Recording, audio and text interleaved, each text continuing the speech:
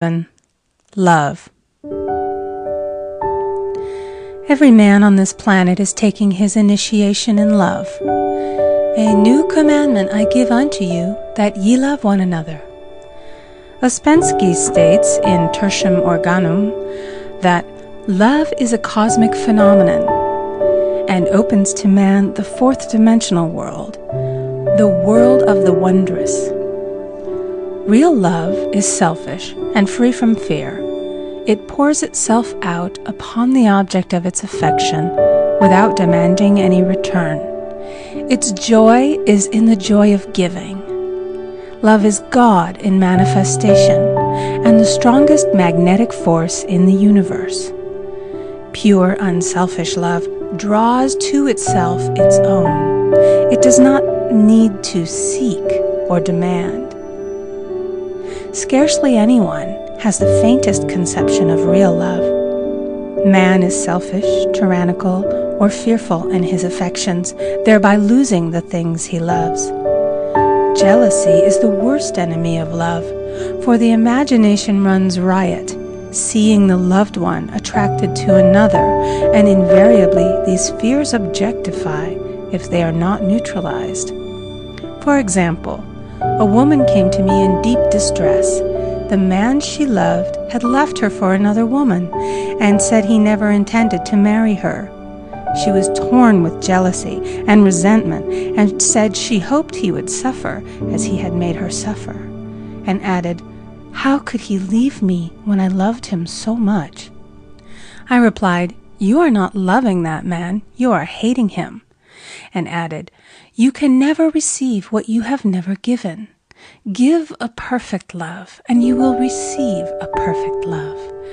Perfect yourself on this man. Give him a perfect, unselfish love, demanding nothing in return. Do not criticize or condemn, and bless him wherever he is." She replied, "No, I won't bless him unless I know where he is." "Well," I said, "that is not real love. When you send out real love will return to you, either from this man or his equivalent. For if this man is not the divine selection, you will not want him. As you are one with God, you are one with the love which belongs to you by divine right." Several months passed, and matters remained about the same, but she was working conscientiously within herself. I said, "When you are no longer disturbed by his cruelty, he will cease to be cruel, as you are attracting it through your own emotions." Then I told her of a brotherhood in India who never said good morning to each other. They used these words, "I salute the divinity in you."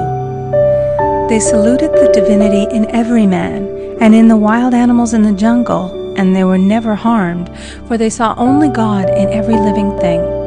I said, "Salute the divinity in this man and say, I see your divine self only. I see you as God sees you, perfect, made in his image and likeness." She found she was becoming more poised and gradually losing her resentment. He was a captain, and she always called him the Cap. One day she said suddenly, "God bless the Cap, wherever he is." I replied, "Now that is real love, and when you have become a complete circle and are no longer disturbed by the situation, you will have his love or attract its equivalent." I was moving at this time and did not have a telephone, so was out of touch with her for a few weeks, when one morning I received a letter saying, "We are married." At the earliest opportunity, I paid her a call. My first words were, "What happened?" "Oh," she exclaimed, "a miracle. One day I woke up and all suffering had ceased. I saw him that evening and he asked me to marry him. We were married in about a week, and I have never seen a more devoted man." There is an old saying, "No man is your enemy, no man is your friend. Every man is your teacher." So one should become impersonal and learn what each man has to teach him. and soon he would learn his lessons and be free. The woman's lover was teaching her selfish love, which every man sooner or later must learn. Suffering is not necessary for man's development. It is the result of violation of spiritual law, but few people seem able to rouse themselves from their soul sleep without it. When people are happy, they usually become selfish, and automatically the law of karma is set in action. Man often suffers loss through lack of appreciation. I knew a woman who had a very nice husband, but she said often, "I don't care anything about being married, but that is nothing against my husband. I'm simply not interested in married life." She had other interests, and scarcely remembered she had a husband. She only thought of him when she saw him. One day her husband told her he was in love with another woman, and left. She came to me in distress and resentment. I replied, "It is exactly what you spoke the word for. You said you didn't care anything about being married, so the subconscious worked to get you unmarried." She said, "Oh yes, I see. People get what they want and then feel very much hurt."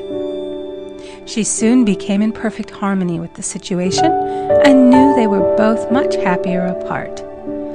When a woman becomes indifferent or critical and ceases to be an inspiration to her husband, he misses the stimulus of their early relationship and is restless and unhappy. A man came to me dejected, miserable, and poor. His wife was interested in the science of numbers and had had him read. It seems the report was not very favorable, for he said, "My wife says I'll never amount to anything because I am a 2. I replied, "I don't care what your number is. You are a perfect idea in divine mind, and we will demand the success and prosperity which are already planned for you by that infinite intelligence." Within a few weeks, he had a very fine position, and a year or two later, he achieved a brilliant success as a writer. No man is a success in business unless he loves his work. The picture the artist paints for love of his art is his greatest work. The potboiler is always something to live down. No man can attract money if he despises it.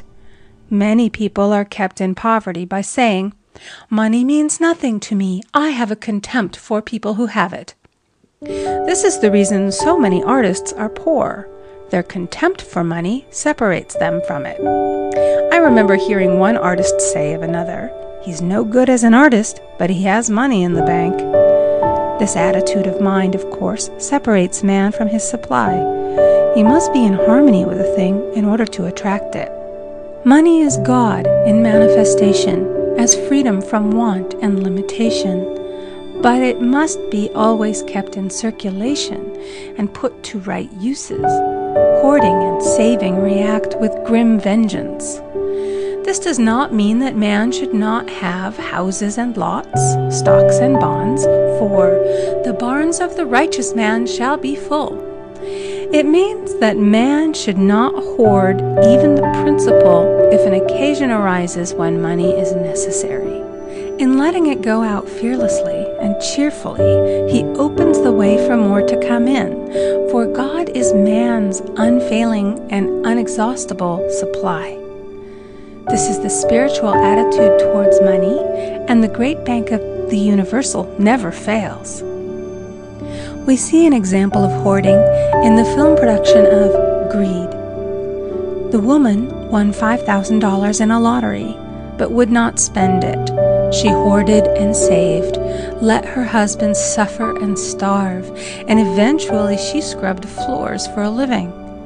She loved the money itself and put it above everything, and one night she was murdered and the money taken from her. This is an example of where love of money is the root of all evil. Money in itself is good and beneficial, but used for destructive purposes, hoarded and saved, or considered more important than love, brings disease and disaster, and the loss of the money itself. Follow the path of love, and all things are added, for God is love, and God is supply. Follow the path of selfishness and greed, and the supply vanishes, or man is separated from it. For example, I knew the case of a very rich woman who hoarded her income. She rarely gave anything away, but bought and bought and bought things for herself. She was very fond of necklaces, and a friend once asked her how many she possessed. She replied, 67. She bought them and put them away, carefully wrapped in tissue paper. Had she used the necklaces, it would have been quite legitimate, but she was violating the law of use. Her closets were filled with clothes she never wore and jewels which never saw the light. The old woman's arms were gradually becoming paralyzed from holding on to things, and eventually she was considered incapable of looking after her affairs, and her wealth was handed over to others to manage. So man, in ignorance of the law, brings about his own destruction. All disease, all unhappiness come from the violation of the law of love. Man's boomerangs of hate, resentment, and criticism come back laden with sickness and sorrow. Love seems almost a lost art, but the man with the knowledge of spiritual law knows it must be regained, for without it he has become as sounding brass and tinkling cymbals. For example, I had a student who came to me month after month to clean her consciousness of resentment. After a while, she arrived at the point where she resented only one woman, but that one woman kept her busy. Little by little, she became poised and harmonious, and one day, all resentment was wiped out. She came in radiant and exclaimed, "You can't understand how I feel. The woman said something to me, and instead of being furious, I was loving and kind. And she apologized and was perfectly lovely to me. No one can understand the marvelous lightness I feel within." Love and goodwill are invaluable in business. For example, a woman came to me complaining of her employer. She said she was cold and critical, and she knew she did not want her in the position. "Well," I replied, "salute the divinity in the woman and send her love." She said, "I can't. She's a marble woman." I answered, "You remember the story of the sculptor who asked for a certain piece of marble? He was asked why he wanted it, and he replied, 'Because there is an angel in the marble.' And out of it he produced a wonderful work of art." She said, "Very well, I'll try it." A week later she came back and said, "I did what you told me, and now the woman is very kind," and took me out in her car.